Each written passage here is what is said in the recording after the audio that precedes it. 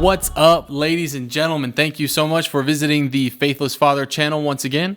And today we're going to talk about something very interesting, a Bible contradiction, in my opinion. In many others, not a contradiction, but we will dive into that. So, first of all, I want to thank you for subscribing if you are a subscriber. If you are not a subscriber, consider subscribing if you would like to have additional insights about religion and philosophy. All right. So the question of today is the problem of Jesus and the donkey. Okay. And if you are not familiar with this problem, this will be good for you. I'm purposefully going to lay this out in a way that will illustrate the problem in a straightforward manner. Okay, so we'll start off in Matthew. Matthew chapter 21, verses 1 through 6. And this is what it reads in the English Standard Version. Now when they drew near to Jerusalem and came to Bethphage, to the Mount of Olives, then Jesus sent 2 disciples, saying to them, "Go into the village in front of you, and immediately you will find a donkey tied and a colt with her. Untie them and bring them to me. If anyone says anything to you, you shall say, 'The Lord needs them,' and he will send them at once."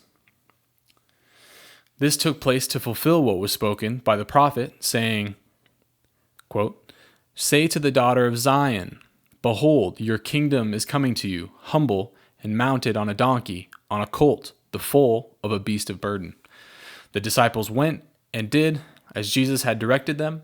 They brought the donkey and the colt and put on them their cloaks, and he sat on them. So what do you think? If that was your first time maybe analyzing these particular passages specifically, what do you think about that? What do you think this means? Go ahead and put in the comments what you think it means. We can wait. You can pause this. Go ahead and pause it and throw down there what you think. All right. Anyway, so now that you've done that, and if you like my reading skills, go ahead and click like on the video. Excuse me for that. I have to throw that in every now and again.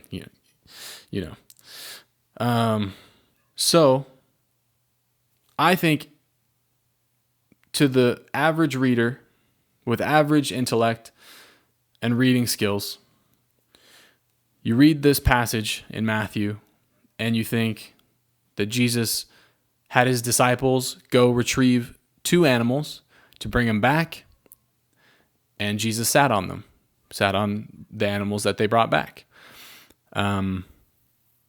That's what it looks like to me. And there's no problem here, okay?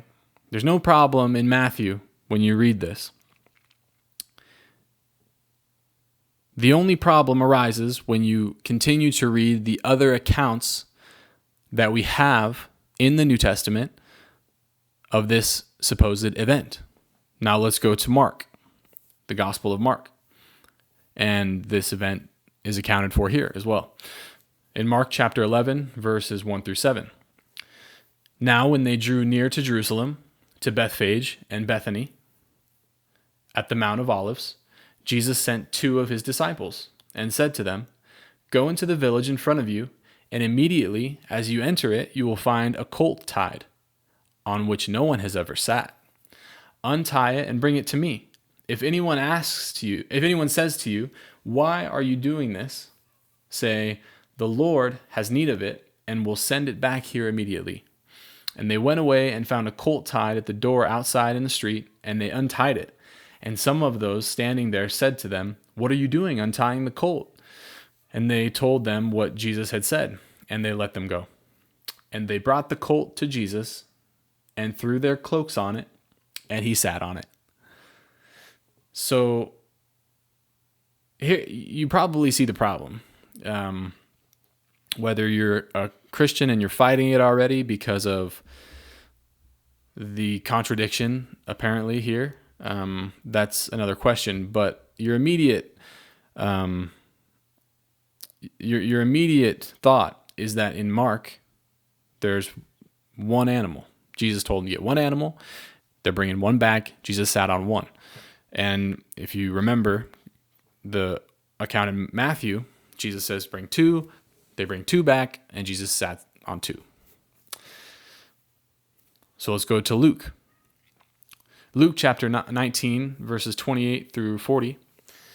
And when he had said these things, he went on ahead, going up to Jerusalem. When he drew near to Bethphage and Bethany, at the mount that is called Olivet, he sent two of the disciples, saying, Go into the village in front of you, where on entering you will find a colt tied, on which no one has ever yet sat. Untie it and bring it here. If anyone asks you, Why are you untying it? You shall say this, The Lord has need of it.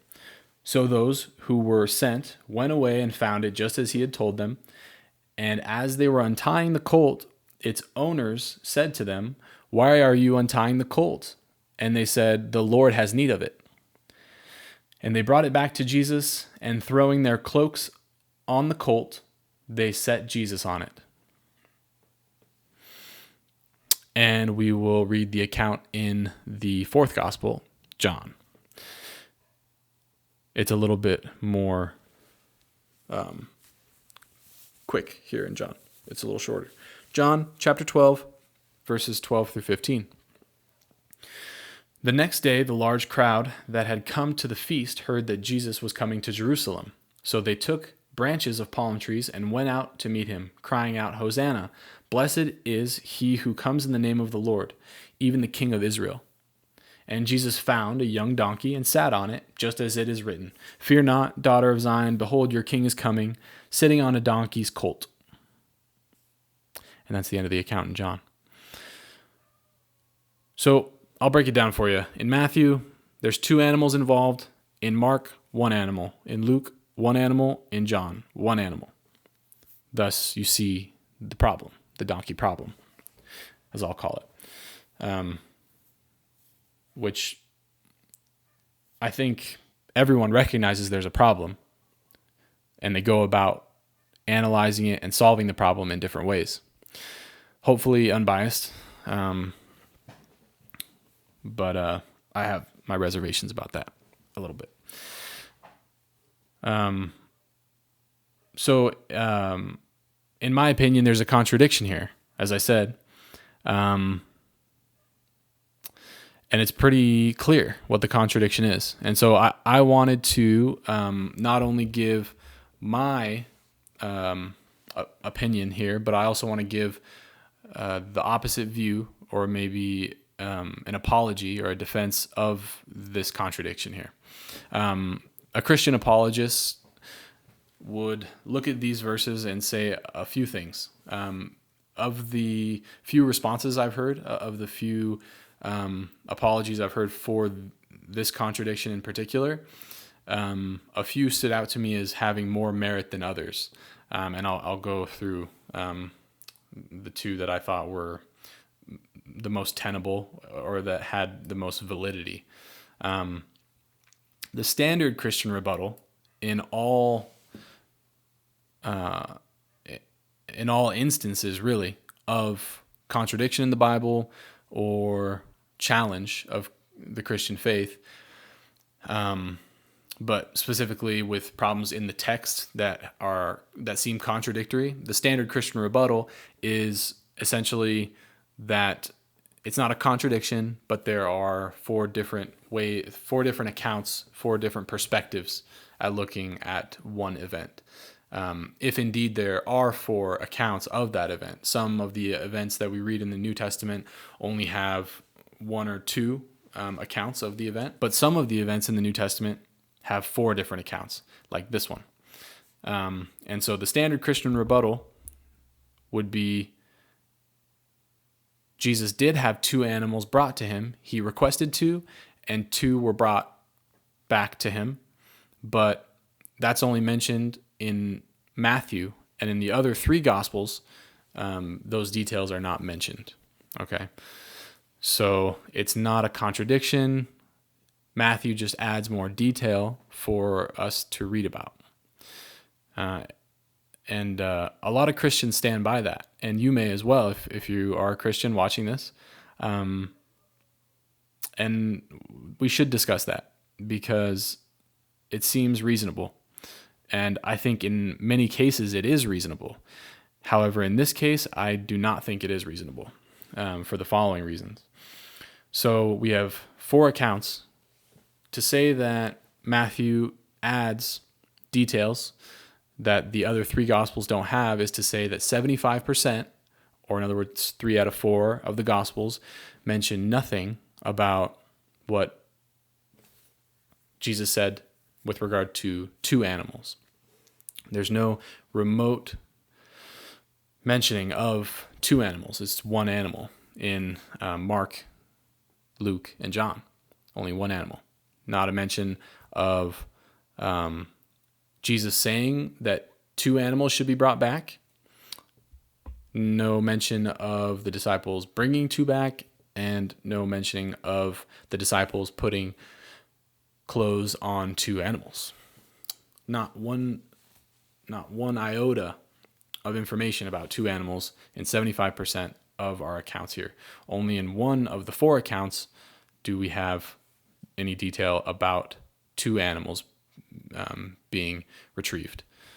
And that being a main focus, mind you, of that account in Matthew, that it should be 2. I think it is unlikely that 75% of the accounts of this supposed event don't mention anything about the other animal Jesus actually asked for and that the disciples brought back and dressed with their own clothes. I think that's quite unlikely. Another problem I have with this rebuttal of the Christian apologist is that Mark and Luke would then be incorrect in their quoting Jesus. If you open up the passages, you will have direct quotes from Jesus, which actually don't come about as often as you might think in the Gospels. So in Matthew, he's quoted. So he says in Matthew, Jesus sent 2 disciples, saying to them, quote, "Go into the village in front of you, and immediately you will find a donkey tied with her colt. Untie them and bring them to me." So untie them, this is in Matthew, untie them and bring them to me. If anyone says anything to you, you shall say, "The Lord needs them," and he will send them at once. So we have 4 instances of a plural reference to the animals. And this is in a a quotation of Jesus in Matthew. 4 instances of a plural usage referring to these subjects. This would indicate that in Mark and Luke, when Jesus is quoted, that those quotations are incorrect in Mark and Luke. In Mark, the quotation is as follows. Jesus sent 2 of his disciples and said to them, the disciples, quote, "Go into the village in front of you, and immediately as you enter it, you will find a colt tied on which no one has ever sat. Untie it and bring it. If anyone says to you, 'Why are you doing this?' say, 'The Lord has need of it, and will send it back here immediately.'" So that's the same quote in this account, and that's 4 instances of reference to the animal in a singular form. So if indeed Matthew simply supplied additional details, why are we getting a misquote of Jesus in Mark? Jesus can't have said both of these things. It would stretch it beyond any reasonable thought process to say that Jesus said both things. He's either referring to animals in the singular or in the plural. He did it 4 times. Same in Luke. Let's see how many instances he refers to the animals here. "Go into the village in front of you, where on entering you will find a colt tied on which no one has ever yet sat. untie it and bring it here. If anyone asks you, why are you untying it? You shall say this, the Lord has need of it. So those who were sent away and found it just as he... Oh, no, that's not part of the quote. So that's 4 within the quotation of Jesus in Luke as well. 4 instances of a reference to the subject, which is the animal, in a singular form. Did Jesus, in his quotation here, in these accounts in Matthew, Mark, and Luke, did he refer to the animal/animals in a singular form or a plural form? He could not have said both. And so it therefore does not hold water that Matthew was simply supplying additional details with regard to this account, in my opinion. The second Christian rebuttal to the stance that I take on this, that Jesus told the disciples in Matthew to bring back 2 animals, and that Jesus sat on 2 animals, is as follows. Jesus didn't sit on 2 animals, that the last pronoun in Matthew in those verses refers to the cloaks that the disciples put on the animals, and that the pronoun them does not refer to the animals themselves, that it refers to the cloaks. So here I have typed up the verse in Matthew 21:7 in the English Standard again. And the rebuttal is that the last pronoun here, them, refers to the cloaks and not the subject of the story here. Not the donkey and the colt. I have a problem with this as well. I have a few problems with this. As you can see here in verse 7, it says, they brought the donkey and the colt and put on them their cloaks. So them is already used to refer to the animals immediately prior to repeating that same pronoun to finish the sentence. Another problem I have with this rebuttal by the Christian is that the sentence specifies that only 2 of the disciples put their cloaks on the animals. In order for Jesus to have not sat on both of the animals, which is what you would assume initially upon reading the passage, but rather 1, and still be congruent with the sentence, 1 of the disciples would have to be wearing 2 or more cloaks. And they would have to put, for really no apparent reason, a cloak on the donkey that Jesus didn't sit on. This is problematic for me. It seems unlikely that they would put a cloak on an animal for no reason that Jesus really didn't need. Another problem with this is that Matthew's entire 7-verse portrayal of the event centers around Jesus wanting 2 animals. Since verse 1 of the chapter, Jesus wants 2 animals. It isn't reasonable that Jesus would have specifically commanded that the disciples bring back 2 animals just to have one of them placed in tow unnecessarily and to have a disciple give up his personal cloak to have it lay on the donkey for no reason. Another problem with this rationale of the Christian is that Mark nor Luke use their last pronoun of their sentence to refer to an ancillary detail of the story. In Mark, the pronoun is singular, even though the cloaks are present. And they brought the colt to Jesus and threw their cloaks on it. So we have a plural cloaks being mentioned here, but the last pronoun that Mark uses is singular and therefore refers to the colt. The case is the same in Luke.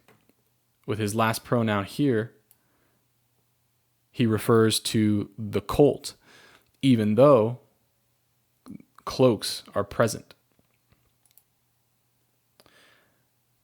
This is a reasonable form of writing. To have this verse in Matthew, where them is mentioned initially to refer to the animals, and then the last pronoun of the sentence to refer to a completely different subject that would contradict the usage of the pronoun previously, doesn't make sense. Which is something else that leads me to believe that them refers to the main subject that has been discussed for the past 7 verses in Matthew, the focus of the account in Matthew, what Jesus commanded them to get, and what the disciples removed their own personal clothing to dress. The final point I have, which challenges this rebuttal by the Christian, is another verse in Matthew that mirrors the grammatical construct of Matthew 21:7. And in the verse, it is clear that the last pronoun refers to the subject of the event being described and not an ancillary detail involved in the event. I have the 2 verses here. Matthew 21:6-7. The disciples went and did as Jesus had directed them. They brought the donkey and the colt and put on them their cloaks, and he sat on them. Them referring, so red referring to yellow, them, the last pronoun referring to the main subject of the story, which are the 2 animals. And I've color-coded these mirrored sections in the verses in Matthew chapter 15, verse 30, which reads, "And great crowds came to him, bringing with him the lame, the blind, the crippled, the mute, and many others. And they put them at his feet, and he healed them." The same grammatical construct and layout as Matthew chapter 21, verses 6 and 7. And the last pronoun of the sentence refers to the text highlighted in yellow. It would make absolutely no sense for the highlighted portion, or in other words, the last pronoun, to refer to the text in blue, which would mean that Jesus healed his own feet. Nor does it make sense for this pronoun to refer to an ancillary detail of the story, but to the main subject of the story and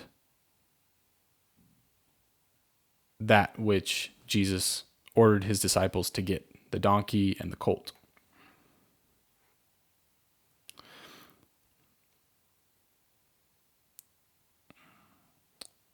The author of Matthew apparently has a certain writing style, and in chapter 15, verse 30, that writing style is further used. And from it, we can piece together a little bit more clearly for the Christian having problems with this passage, that Jesus sat on 2 animals. Not 1. If one subscribes to the 4-source hypothesis, which is that Matthew and Luke used Mark as a reference, this would make a little bit more sense as well. You can see how, not word for word, but there are significant similarities in the passage, or the account, I should say, in the account reflected in the passages of Mark, Luke, and Matthew. This coincides with the 4-source hypothesis that Matthew and Luke both used Mark as a reference. And you can kind of see that here. Even though the details of the accounts vary in Matthew, you can see that someone is using another within that group as a reference. So the question that text critics have grappled with for centuries was who copied who? Who used who as a reference in the synoptics, Matthew, Mark, and Luke. And we have pretty much concluded that Mark was the earlier gospel and that Matthew and Luke both used Mark. We can do another video about that later, but there are many instances where Matthew, Mark, and Luke all describe one account and the details vary a little bit. And we can go into how the scholars figured out what is more likely that that occurred with the texts there.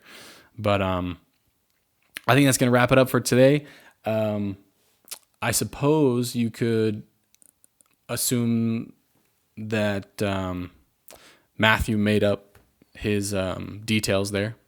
I don't think that Jesus rode 2 animals into Jerusalem.